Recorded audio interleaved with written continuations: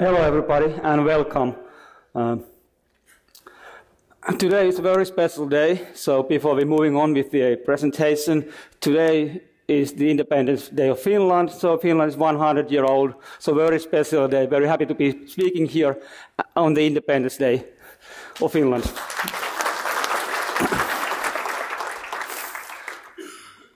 Okay, so today we're going to speak about evasions and automatic testing of evasions using a fuzzing. And my name is Olli-Pekka Niemi, and this is my colleague Antti Levomäki. So Antti is a research scientist in Forcepoint, and he's been doing security research for 14 years or so. And I'm his boss, so I'm basically managing his research. All right, so network evasions and fuzzing. So first, what's an evasion? So the evasion is a way of bypassing information security device, in order to deliver exploit, malware, some malicious payload without being detected, bypassing, piercing through a security device such as, next-gen firewall and IPS. And then if you think about what is fuzzing, so fuzzing is basically inputting some random data, randomized data, malformed data into a device and see what happens. So what we do is we include and we use evasion techniques together with fuzzing, so we generate different kind of network level evasions, and we fuzz those, and then we experiment that to see what happens to security devices. And why do we do this? So the most important thing is that lack of modern tools on evasion. I mean, there really isn't much tools that you can use to test evasions, to find evasion vulnerabilities in security products. But even more important is that if you want to use an IPS system, you need to tune the policy. So very unfortunately, most of the IPS system comes very poor policies. So how do you detect and prevent evasive attacks if you can test that against your device and you tune your policy? So that's one of the reasons why we're doing. And of course, we want to persuade all the vendors to fix the evasion gap, because we did the research with the fuzzing and we used a lot of different IPS systems, and we did find a lot of evasion vulnerabilities while we did it. And then there is a even more important reason, and it's that all the malware there. Think about this year we had the Petaya, and we had the WannaCry. So those malwares piercing Windows systems and exploiting them, doing the ransomware thing. So they were just basic exploits without any evasion in place. And everybody has their supercritical servers in the data centers that can't be patched or is patched late. So that's why we have the vulnerabilities being exploited, because they can't be patched. So we put virtual patches in places. What if your IPS system is able to prevent the attack, but if you apply evasions and then you get the ransomware in? So this is one of the motivations that we want to ensure the industry to build better security systems, basically. So network evasions. Why we have this? It's a result of different interpretation of traffic by security device. So the security device thinks differently than the endpoint. So it's basically exploiting the postal robustness principle, because you can encode data in so many different ways, and all the servers are built in a way that they really interpret all the data, so you can actually represent data multiple ways. And if the IPS system and the end server, if they kind of have different interpretation, then there is a gap. And that gap can be exploited, so you encode your exploit in a way that's not understood by the security device, but is still understood by the endpoint that you attack into. And all the evasions, basically, are based on the Patrick and Newsom paper already in 1998, I guess. So they invented a lot of evasions, and then there's another tool called FragRouter that implements those evasions, and the FragRouter is still efficient as of today. The only thing is there that to use the FragRouter is really difficult, and you have to configure it, and you don't know what evasions you can put in there to actually bypass the systems. So, Evader is a tool that we have invented. So back in 2009, we did some research with Evader, and we published about that, and then we continued working with the tool, and then actually in 2013, we released the tool in Black Hat Vegas. But at that time, we were just talking about point evasions. And by that I mean that we had a single evasion that we tested if it works, etc. And we didn't have a system to actually find all kind of evasion by fuzzing. So that was just clicking and testing. And now we have continue the research. We have the possibility to fuzz and really find evasion in a very, very wide scale. So what the Evader does then, I mean, it implements few well-known and old exploits to test the traffic inspection. So we've got a MS-RPC vulnerability that was exploited by the configure worm. Then there is a HTTP PHP vulnerability that we exploit. Then we have in the new release that we have also heartbeat vulnerability, so that's the OpenSSL information disclosure.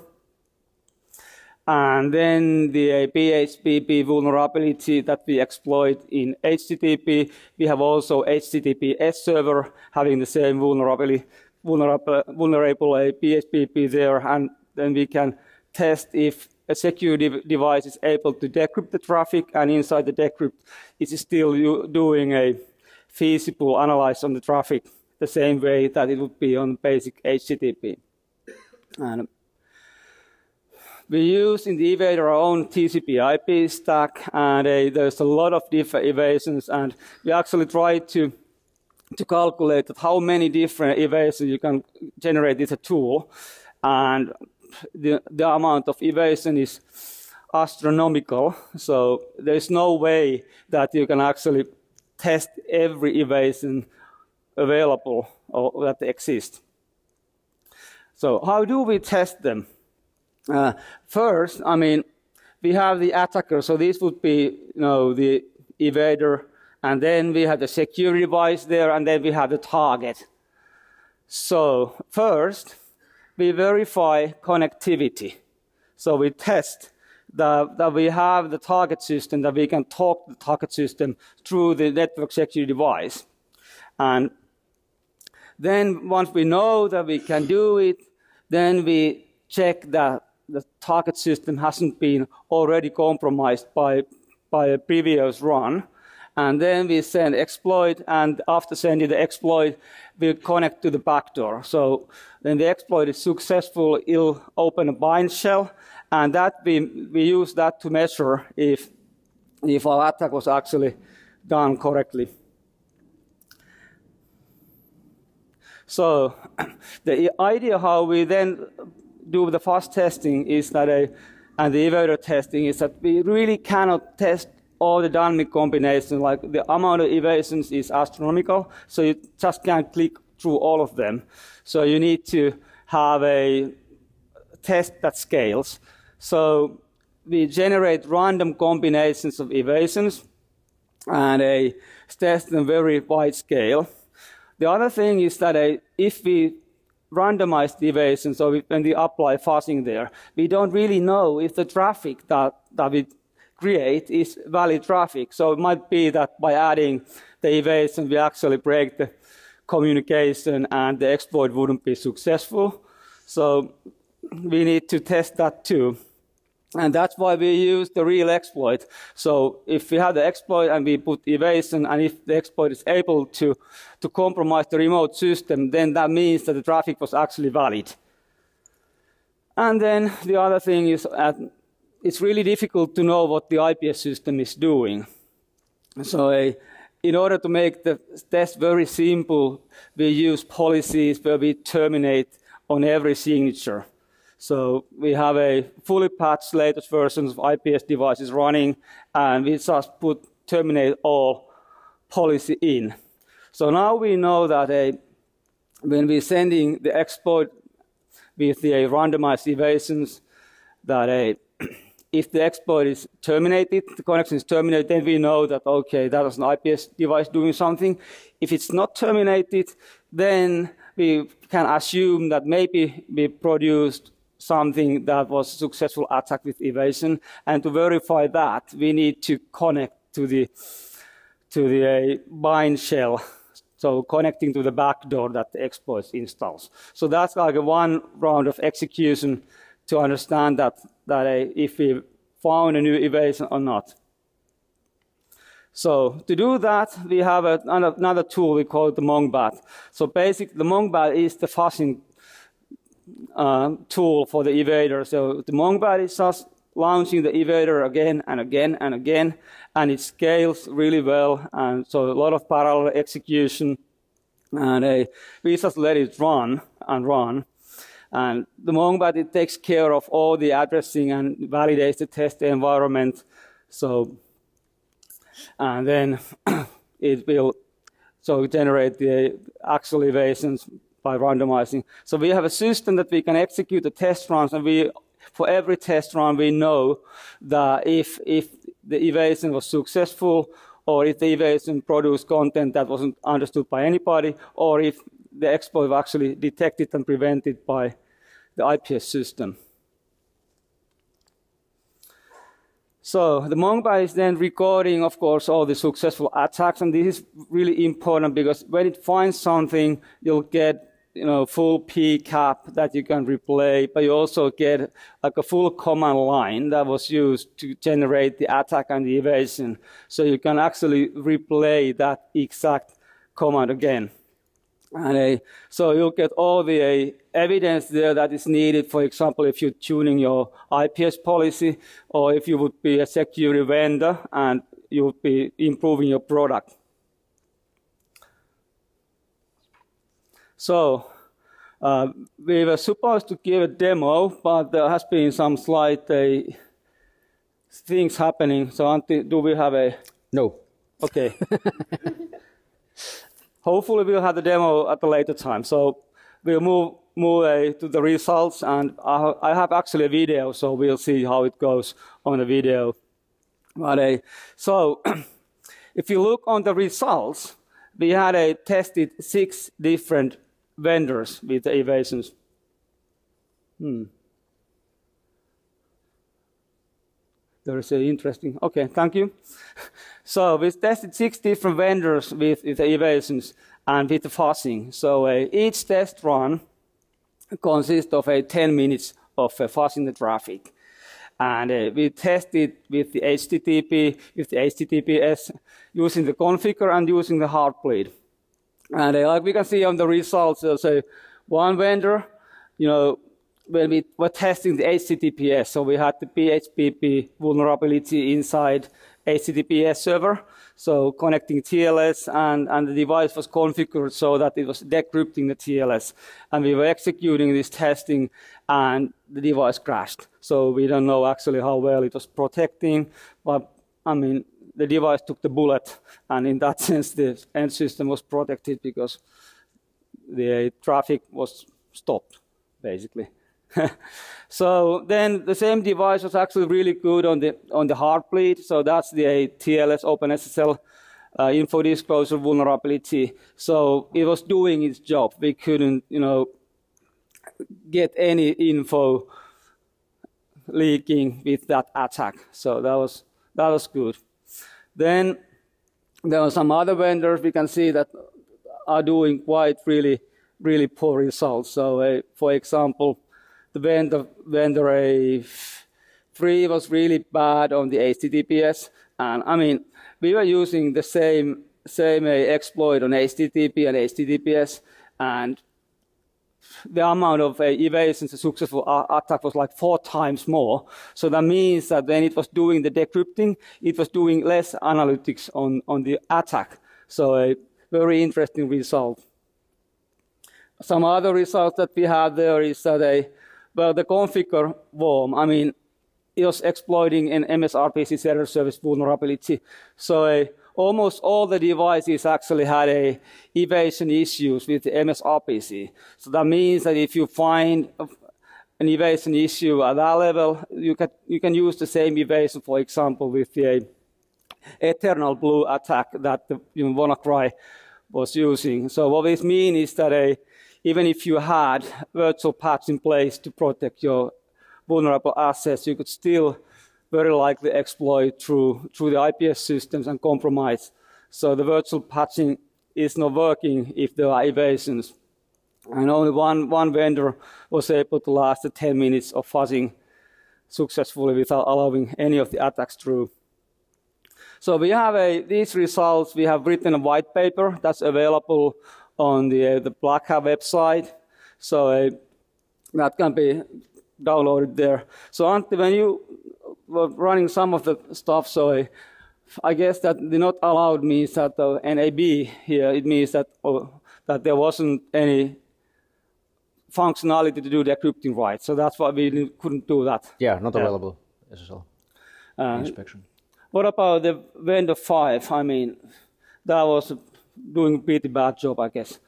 Yeah. Yeah. So hopefully we can get the demo. So it would be really interesting to see how we did this. But moving on to the results. So when we did the fuzz testing, we actually found few evasions that are always like working very well.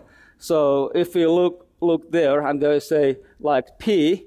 So P is a paths elimination stuff. So the paths elimination is a evasion where you have a wrapping sequence numbers and timestamps. And some of the security devices don't understand about the timestamps, so you can exploit that. And the paths elimination works in the way that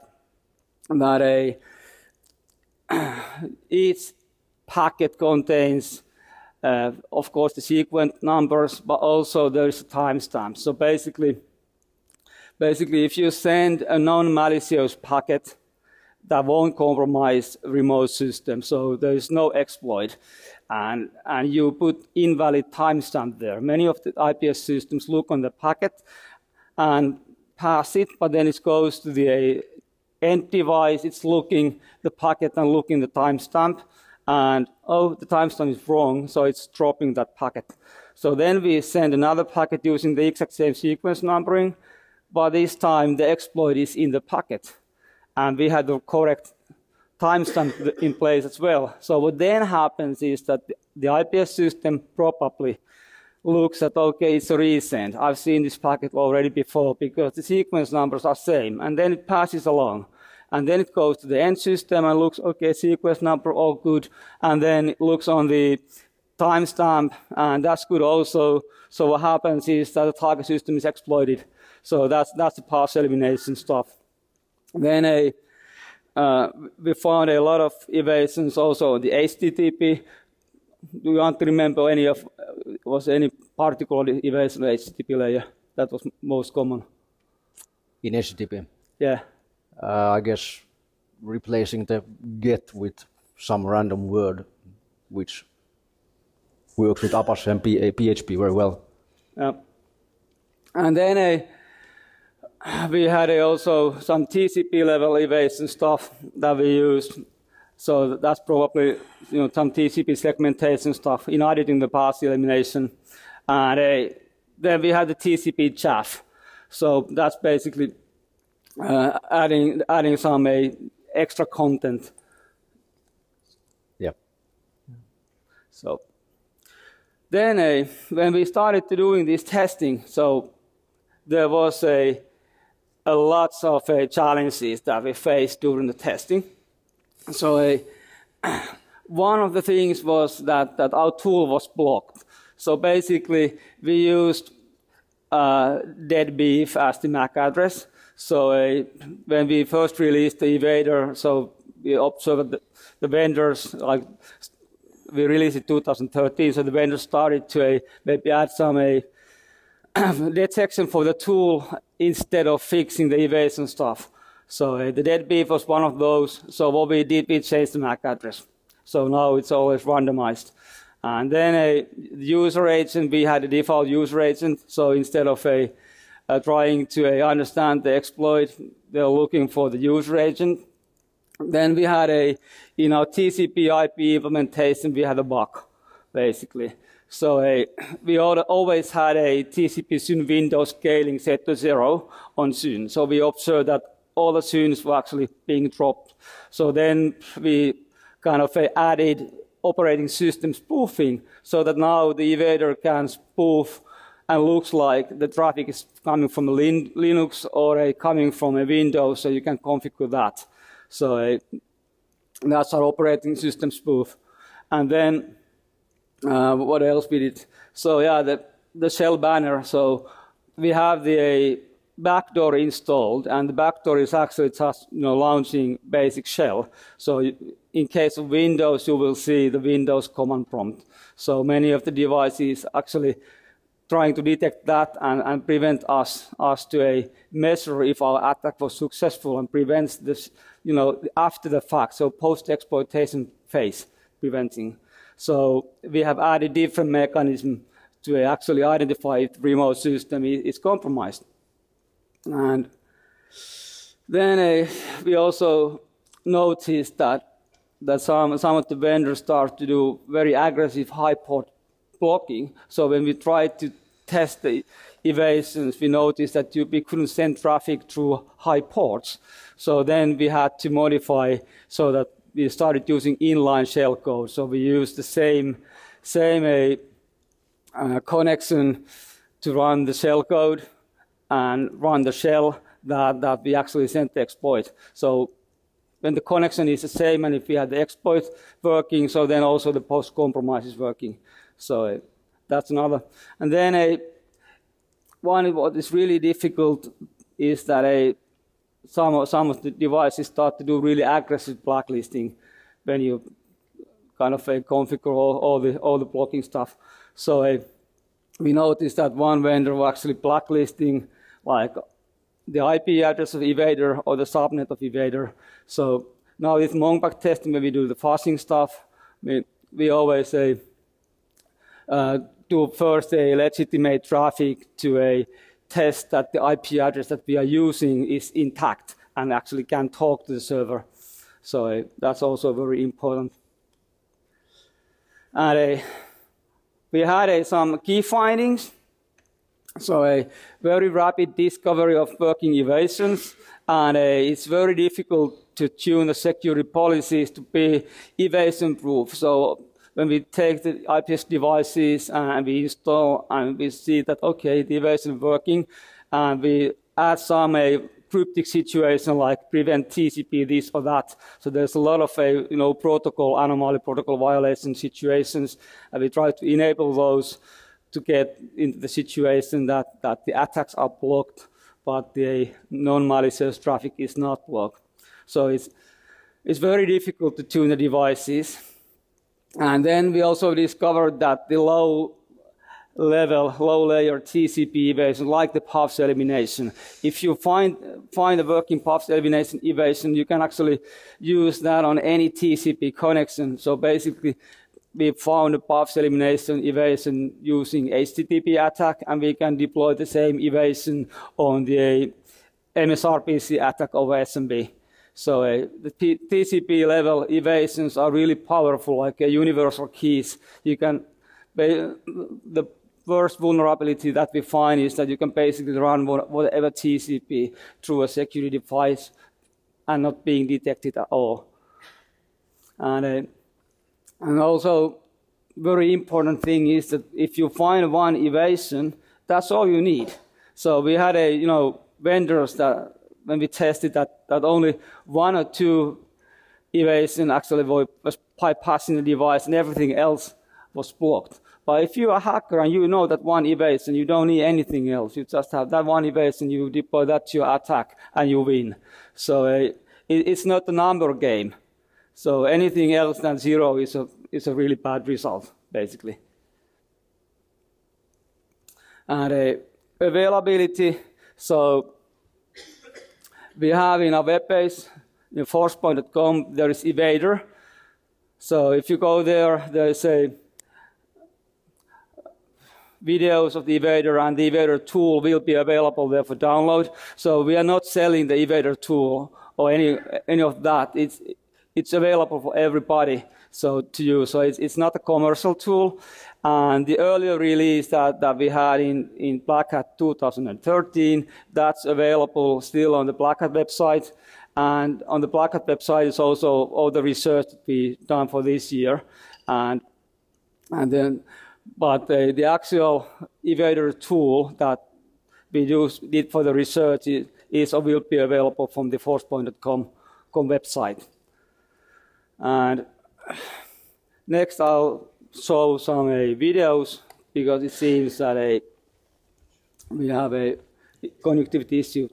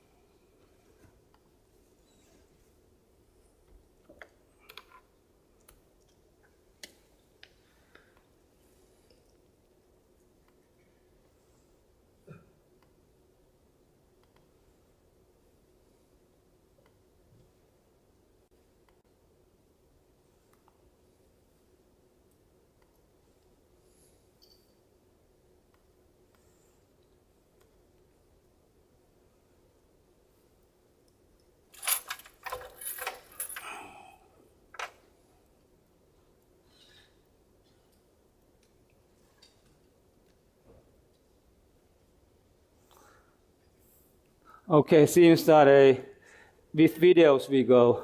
I'm really sorry about that. So.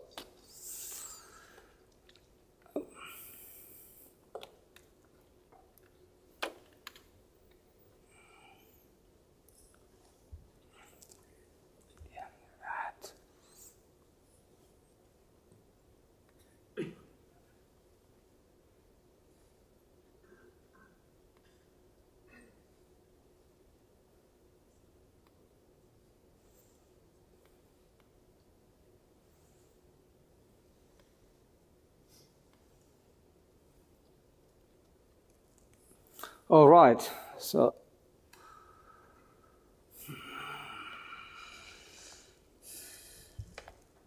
these videos are available on the website. So this is just the basic way how the evasion works. So we have the exploit, and this is now what the tool looks like. So I mean, here on the right we have a Windows 2003 system, and then on the left we have the Evader GUI.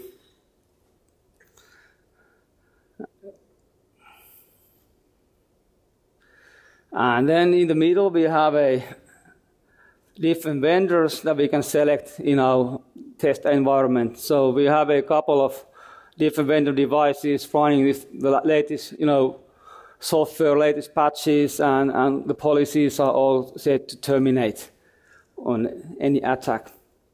So we have now selected IPS system, and we have selected a target system, and this vulnerability that is present on the target system is the MSRPC server service vulnerability. So let's move on. So our attack is going to execute the ransomware on the target system if it's successful. So first we run the attack, without any evasions.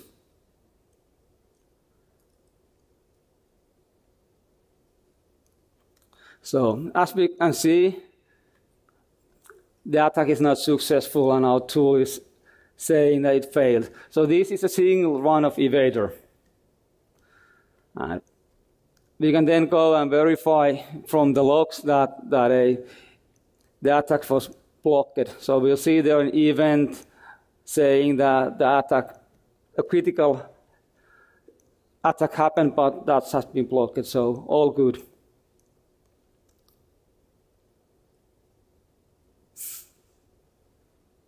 And next, we apply some evasions. So we have here different options. So we can see there's IP, TCP, NetBIOS, SMP, MSRPC. So all those protocol layers have different evasions that you can select. And we can also go for the automated mode. So that is the Mong Bath with the fuzzing. So if I was able to run this on live, we could change the manual there into automatic mode, and then it would just run in parallel, and it would then use the fuzzing to find a working evasion. But in this demo, we're using already found working evasion that we have stored to the preset value. So the evasion that we're going to use is it's a paths elimination evasion. So this is one of the real bad ones. So when you use this, you can actually exploit on any TCP protocol using this evasion. So we execute, and this is the end result. So now with the evasion in place, the attack was successful. And when we go and we look on the security devices logs, we'll see that there is no new line on the log. So the attack was completely invisible. So as we look, it's still a blocked attack. So with the correct evasion, the attack basically became invisible. And there is one thing is that if you would be running this attack using the Mong Bath, the fuzzer, that you would be repeating the attacks. And if you then watch the logs, you're seeing, okay, critical, prevented, critical. So you get the feeling of safe, that you see that your device is blocking. But if you fuzz and try to find the evasion, once you find the one that works, the hacker gets in with that evasion and you don't see anything on your logs. The only thing you see is those terminated attacks. But the one that was successful, you don't know about that. So it's a real issue. And I have another video as well, but it's the same story. So I can let it run there.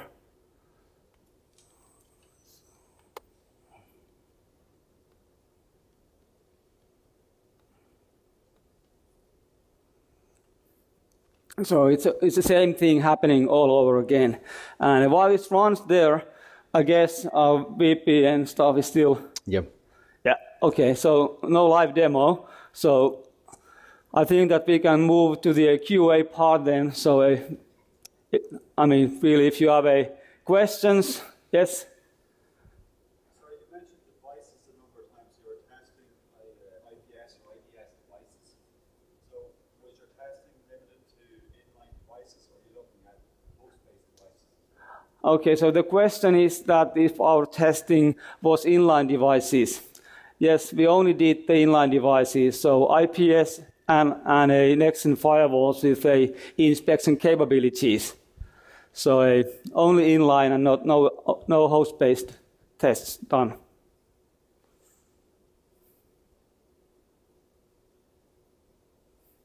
Any other questions?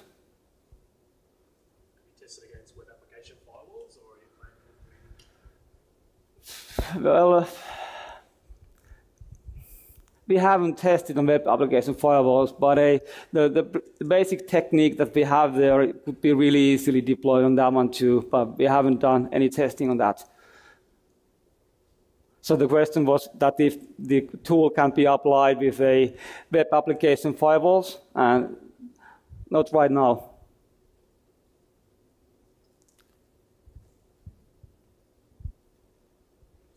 I was wondering, which algorithm you use for fuzzing? Is it totally random? And if yes, can you think of some heuristic that might improve the results? Okay, so the question was that do we use any heuristics or is it completely random? So we tested with completely randomness, but that produced so much kind of invalid traffic that it doesn't lead to anywhere. So yeah, there is the kind of heuristics, or more like targeted fuzzing, that we have in each different protocol layer, there are parts that we actually are fuzzing and the parameters. So it's kind of targeted in order to have more valid traffic than invalid traffic. Any other questions?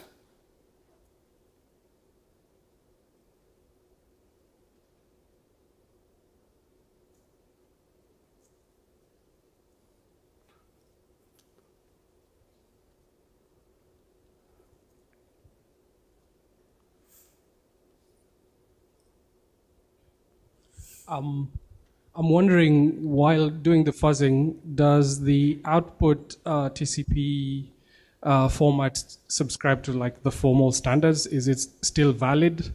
And would a firewall that looks at the state of the packet, whether it's valid or not, be able to detect whether there's an attack happening? So basically the question was that how heavily do we violate different protocols and TCP, and this is actually where the Mong Bath is really handy, because if you try to configure IPS or your next-gen firewall, and there is a lot of different tunings that you can do on the TCP layer, inspection and other protocols. So if you don't have those tunings enabled, then you'll be able to really easy to hack through. And when you enable that and you harden and make more strict policy, then the problem might be that it's too strict, that it's actually blocking legit applications. And yeah, we have tested next-gen firewalls with all the protocol violation situations enabled and still getting through. So we really used a policy that is blocking on anything that's like violation of protocol and exploit an anomaly. So the only thing that we didn't do is that we set to all ports to discard. So if your firewall has a port closed, like it's like discard, reject, drop, whatever, that you can connect through that port to the service, then we won't exploit through that either. So if the port is closed, then it's closed. More questions?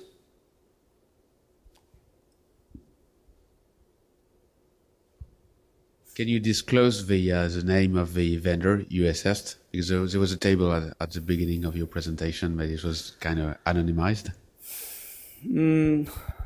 We can talk about that privately on the corner.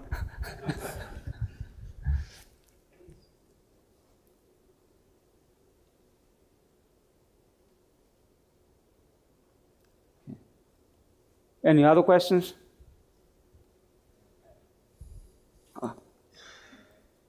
Moving all the protection to prevent is not recommended by most of the vendors. Did you try to run the recommended protection on the recommended protection?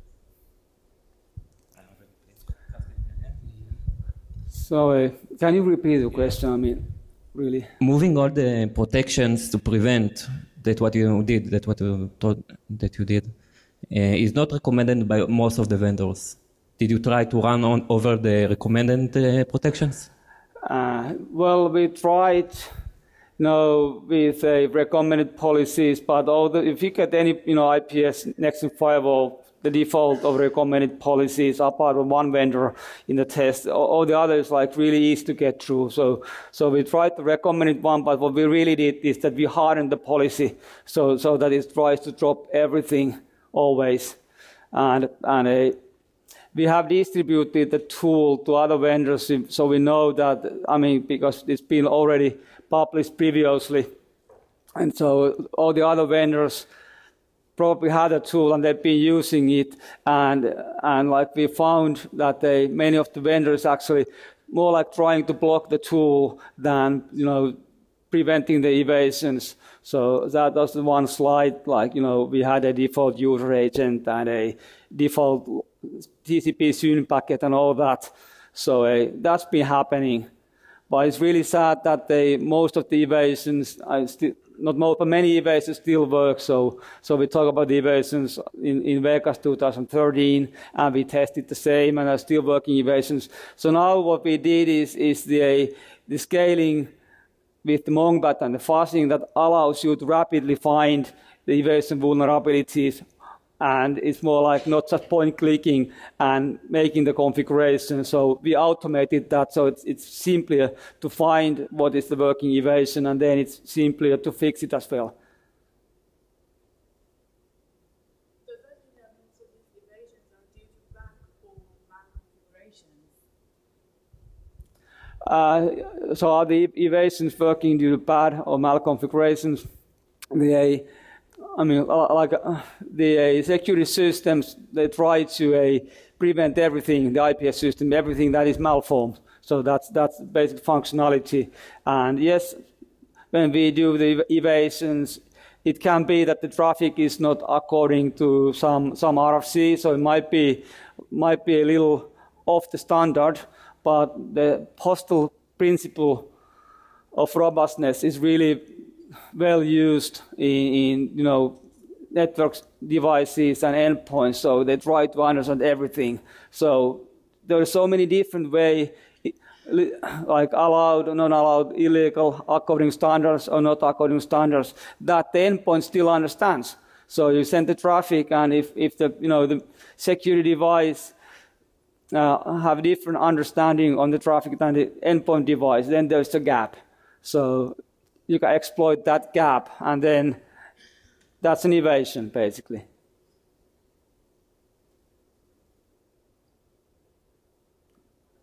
seeing a lot of environments going with multiple firewall architecture, where they use different vendors for external, internal, blah, blah, blah. Have you guys tested something like that in a multi kind of vendor environment where you are using multiple firewall vendors? So using multiple firewalls, yeah, we tested that. We didn't test in this time. So we didn't have multiple firewalls chained.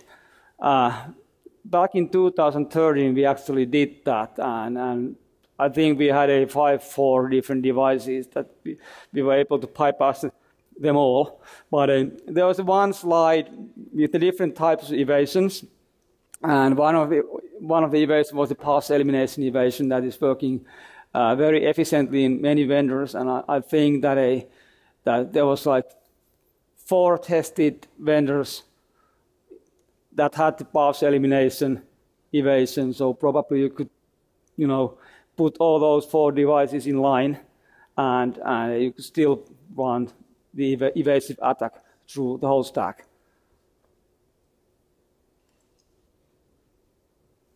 But that's true that having 2 different devices on the row may improve your security and may improve the chances to block the attacks.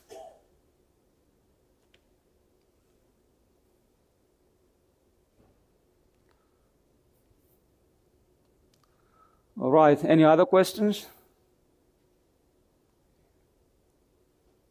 Hi. What's the status of your project in terms of future updates and maintaining the set of exploits, etc., and releasing those?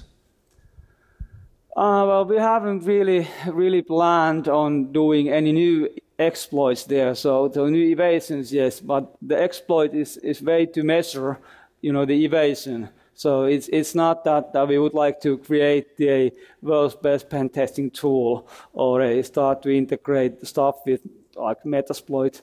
So that would be very interesting, but it's not the purpose here. The purpose is that we have these attacks and these evasions, and the attacks needs to be widely known so that we can assume that all the security devices can detect and prevent. So at this point, we haven't been considering of adding additional exploits.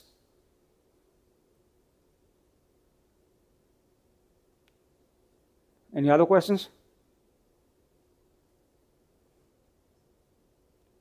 All right. Hey, thank you so much, and I'm really sorry about the demo thing that kind of affected. But hopefully you enjoyed. Thank you a lot.